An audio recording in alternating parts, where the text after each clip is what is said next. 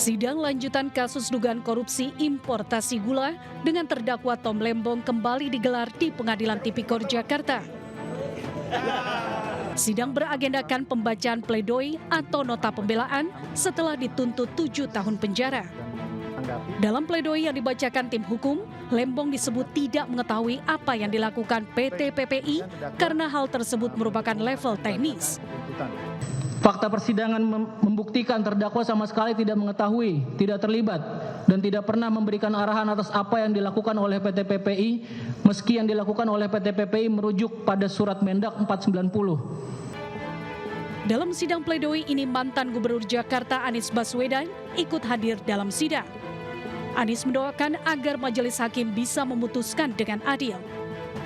Jadi kami datang ingin mendengarkan dan kita mendoakan, kita yakin bahwa insya Allah majelis hakim nantinya akan memutus dengan adil, dengan objektif dan memberikan kepastian hukum. Sebelumnya jaksa meyakinkan Tom bersalah dalam kasus korupsi impor gula. Selain menuntut hukuman 7 tahun penjara, jaksa juga menuntut Lembong membayar denda sebesar 750 juta rupiah dengan subsidiar 6 bulan kurungan. Subsidiar pasal 3, junto pasal...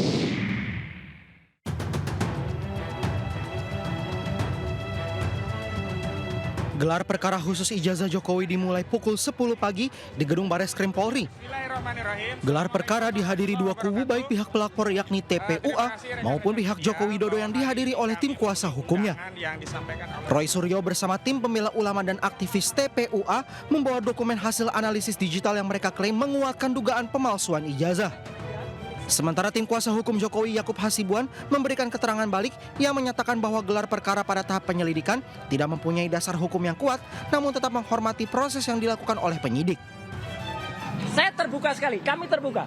Paparan ini baik secara hardware maupun secara software tadi kami berikan dan Pak Kepala pimpinan itu suka sekali menerima, langsung dibaca dan langsung dikopi untuk anggota supaya nanti bisa di semuanya ya. Kita tidak melihat lagi ada chance bahwa mereka karena gini, tadi mereka tidak berhasil untuk menunjukkan di mana cacatnya penyelidikan Bareskrim. Selama ini kan mereka mendalilkan kepalsuan.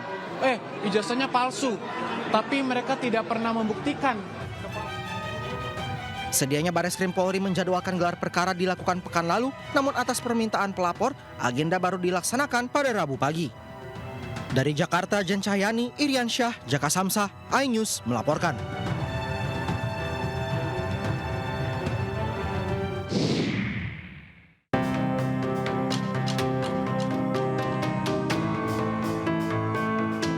Dalam gelar perkara yang digelar di Bareskrim Polri, Roy Suryo telah memaparkan hasil analisisnya terhadap ijazah Jokowi yang diyakini 99% palsu.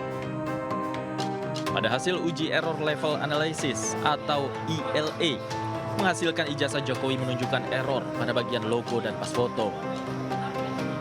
Selain itu, hasil face comparison menghasilkan pas foto di ijazah Jokowi not match atau tidak cocok dengan foto Jokowi sekarang.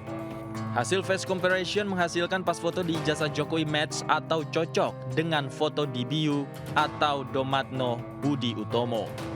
Kemudian, ijazah pembanding nomor 1115 Fronojiwo, nomor 1116 almarhum Hari Mulyono, dan 1117 Sri Murtiningsih semuanya identik. Sedangkan ijazah nomor 1120 Jokowi tidak identik. Kesimpulan dari hasil uji skripsi yang cacat tidak akan lulus dan tidak akan ada yang asli. Assalamualaikum warahmatullahi wabarakatuh. Kembali lagi bersama saya si Ratu Emas. Lihat aku, sudah mirip Joda. Aku mau ke pengantin. Mira Hayati yang dijuluki Ratu Emas setelah kerap tampil hedon dengan memamerkan koleksi emasnya terjerat dalam pusaran kasus peredaran kasus skincare berbahaya. Bos skincare asal Makassar tersebut kini divonis Majelis Hakim Pengadilan Negeri Makassar 10 bulan penjara dan denda 1 miliar rupiah. Mira Hayati terbukti secara sah dan meyakinkan melanggar hukum dengan memproduksi serta mengedarkan produk perawatan kulit yang mengandung bahan berbahaya. Hakim juga menyebutkan bahwa terdakwa lalai memastikan keamanan produknya sebelum diedarkan ke publik. Vonis ini lebih ringan dari tuntutan jaksa yang sebelumnya menjatuhkan 6 tahun penjara. Meski demikian, majelis hakim turut mempertimbangkan terdakwa yang kooperatif dan kondisi keluarga memiliki anak yang masih membutuhkan peran ibu. Namun, menyikapi putusan majelis hakim, Mira Hayati melalui kuasa hukumnya Ida Hamidah menyatakan akan mengajukan banding. Dari Makassar, Leo Muhammad Nur, iNews melaporkan.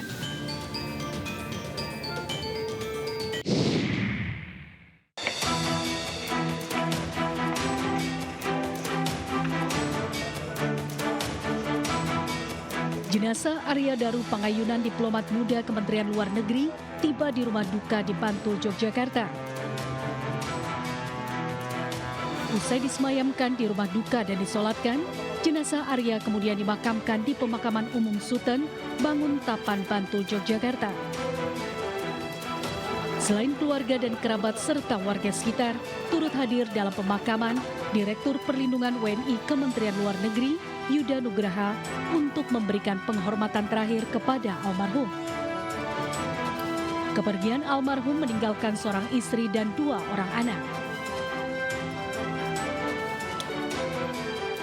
Sebelumnya, Arya Daru Pangayunan, seorang diplomat ahli muda Direktorat Perlindungan Warga Negara Indonesia, Kementerian Luar Negeri, ditemukan tewas mengenaskan di sebuah kamar kos di kawasan Gondang Dia, Menteng, Jakarta Pusat pada Selasa pagi kemarin.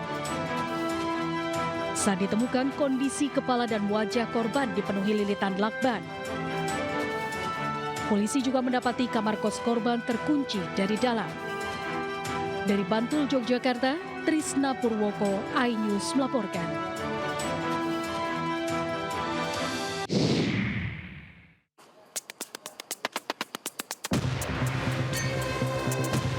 Garis polisi memagari kamar kos tempat jasad Arya Daru Pangayunan di Jalan Gondang Dia Kecil, Menteng, Jakarta Pusat.